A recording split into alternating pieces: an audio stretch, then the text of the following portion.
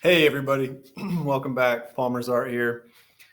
I got to thinking if nobody has ever had a class with me before, there's a very fundamental drawing concept that I always teach the beginning classes. It would be good to just give a quick demo on. So this is all of you guys that I've never had in class before. And if you have, is you know that this is a very important skill, very important thing to practice no matter what level you're at. Even the most advanced students can use this skill to warm up. This is probably the most fundamental and essential drawing skill or exercise that you can do to increase your perception, your capturing of the world around you, drawing what you actually see. It's a timeless exercise. It's called pure contour drawing or blind contour drawing. A contour is a line. The world around us, you drawing or painting, you're fundamentally starting usually with a line. You got to develop from there. You have to crawl before you can walk. You got to walk before you can run, and you got to run before you can fly. So this is really the crawling. It is kind of slow and tedious, but it's very important to discipline your eye to capture what's actually there. Seeing contours. And then after that, you move into cross contours, general shapes, and then eventually into intuitive gesture. And so I plan on doing some lessons on all of those things. So if you have never drawn before, or if you're just beginning and you want to practice an exercise that will help you immensely in your ability to capture the perceived world, this is it. It's called pure contour drawing. So what I'm going to do is I'm just going to use my hand as my subject matter today, and I'm going to let my eye begin to wander along the contours of my hand, not just the outlines, but the inside wrinkles and jewelry and everything I can see, all the details. But as I do this, you can do this at home on a sketchbook paper. I suggest using like a black felt tip pen. These Papermate flare guard felt tip pens are nice, or a pencil, a heavy pencil, a soft lead pencil, or just a regular ink pen.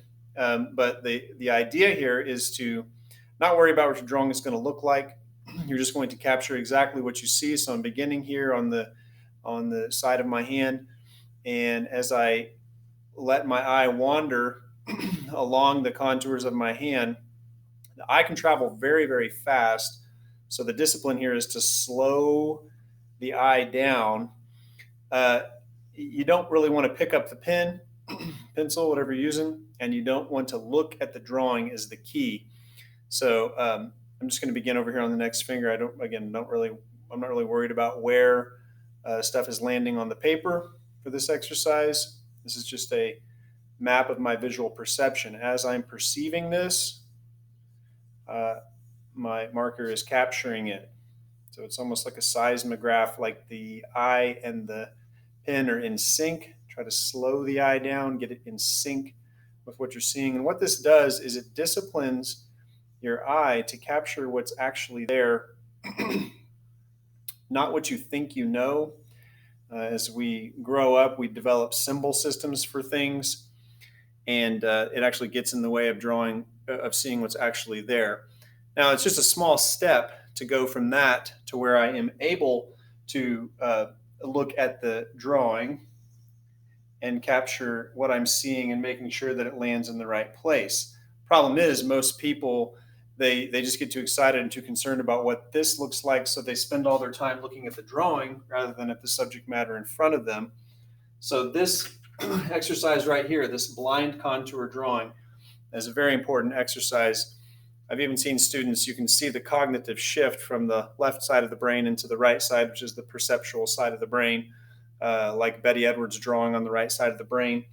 She teaches this and practices it. You can see the shift where the student is, cruising along really fast like this, and then all of a sudden their drawing changes, and they're actually drawing the way an artist draws, that they're seeing what they see. So if your drawings look like this, you're still going too fast. You're still on the left side of your brain. You're not really perceiving what's actually there. It's kind of a paradox, but if you're doing it correctly, it's they're not going to look exactly realistic, but you'll have this nice line quality, concentrated perception. You go from that to where you can pick up the pen and look, So the line quality is the same, the seeing is the same. For example, here's a blind contour of a shoe, or a pure line drawing of a shoe. And then with just a little bit of practice, you can see these are modified contour drawings of a boot. So the perception of lines is where it begins, and that exercise is hugely important. You can even use it to, here's a blind contour of a chainsaw, and then in another hand, and then here's a modified contour of a person. But if you want to get better at your drawing, practice pure contour drawing or blind contour drawing like I showed you today. And that ought to help you. We'll do a tutorial next time and where you take that to the next level, which is a little bit more rapid, not as concentrated, but discipline your eye to capture what's actually there through this pure contour drawing exercise. Hope that helps you. See you next time.